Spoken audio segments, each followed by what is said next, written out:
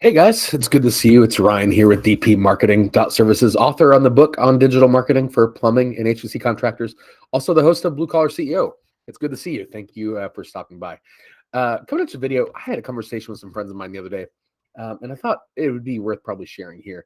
So these friends, they're in a plumbing business. They've been wildly successful, haven't been in business super long, like under 5 years. And in the course of the conversation, they made a comment that all the people kind of in their network on the Facebook groups, the thing, they keep reaching out to these people because these people are hitting really crazy goals, are being very successful, and these other companies are kind of struggling. And so they're trying to figure out, like, what are they doing different and what things like that. And this particular plumbing company, like, they just have a heart to help people, and they kind of felt a little bit guilty of why is it that they are achieving success when other people that they know who are doing the same or similar sort of tactics are not seeing the same sort of success. And it turned into a really interesting conversation that I'll stop short of the philosophical sort of things because I think I'm gonna need a little bit more scotch to get through that convo. But in thinking about and reflecting on it, there's a couple dynamics that are easy for people to pick up on. I'm going to share my screen. I've got a little tab open that I want to show. There's an author named Patrick Lencioni. This framework comes from one of his books called The Advantage, or also Five Dysfunctions of a Team. If you haven't read it, I highly recommend it. It's a very good leadership book. But in the book, let me share this tab real quick. He talks about two different types of teams. So the first one is going to be on the left here, where you're going to be smart, right? And a lot of times when you're looking for stuff and for ideas to grow your business, these are going to be the things that you kind of think about. I'm going to move my little face. These are going to be the things that you tend to think about, right? What's the strategy you're using? What are you doing for marketing? Finance, what are you doing to keep cash flow? How are you coming in? How are you doing payment to people? How are you paying your team? Whatever. Technology, are you doing service titan? Are you doing any sort of like unique sort of thing? We look at these and we go smart. We try to like imitate these sort of variables, right? And for good reason. I'm not saying it's not helpful, but this only gets you so far. There's another aspect of this which has to do with like the dynamics of the team, which in Lencioni terms he calls it healthy. So it's gonna be this stuff over here on the right. When your team is healthy, you're gonna have like minimal politics. People be able to speak freely their mind without fear of offense or fear of like getting fired at, if somebody has a bad day. Minimal confusion. Everyone's gonna be crystal clear on the goals, what they're trying to do, what they're trying to accomplish. Morale will be high, productivity will be high, and you'll have low turnover.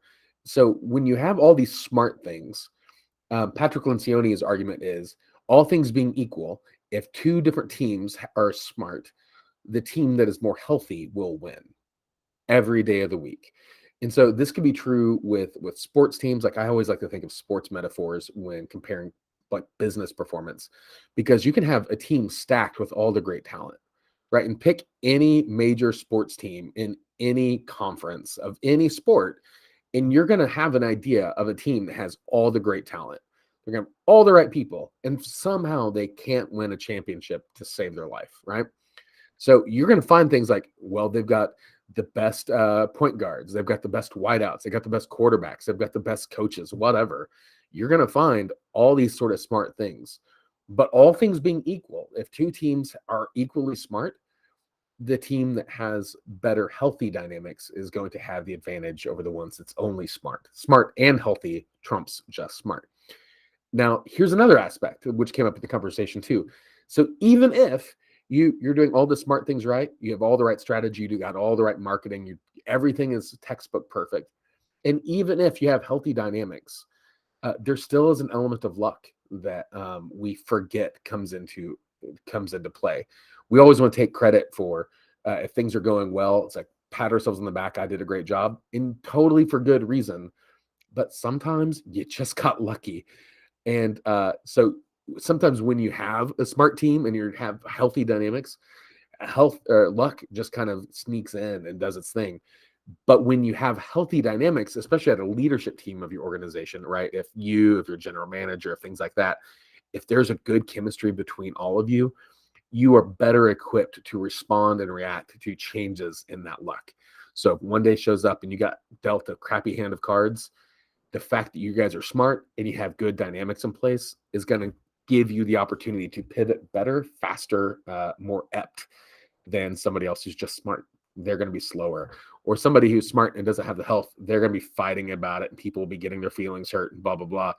They're going to be stuck in indecision mode, but you're going to be stuck in like, we're going to be figuring this out together as a team. That's the power of having this healthy dynamics. So look, if you're watching this video and you're kind of finding it thinking like, what am I doing different? Why am I being successful? Why am I not being successful in the ways that I think about, looking at other people that I see and know? There is totally the smart components, right? Those 4 components are kind of the big rocks in any business. But when you talk about those healthy components of those dynamics, that's going to be where things really pick it up a notch. So I'm really curious to hear from you. If you're looking at this and you're feeling like burnout, like what am I doing wrong? Why are you unlucky? Well, you're doing all the smart things, but why isn't it working like you see everyone else? Or maybe you look at this being like, hey, you feel like you're doing all the smart things, but you feel like there's a noticeable gap in the dynamics on the health side. I would love to hear from you. I know this is outside the lane of marketing. Marketing is just one of those smart pieces, right? But when you do all these things together, it makes the marketing work better. It makes the business run better. It makes your team sell better. Everything else works better when you're smart and healthy. But I want to hear from you. So as always, guys, leave a comment below because I want to hear your thoughts. Follow us on Facebook, subscribe on YouTube. It's good seeing you. We'll see you next time.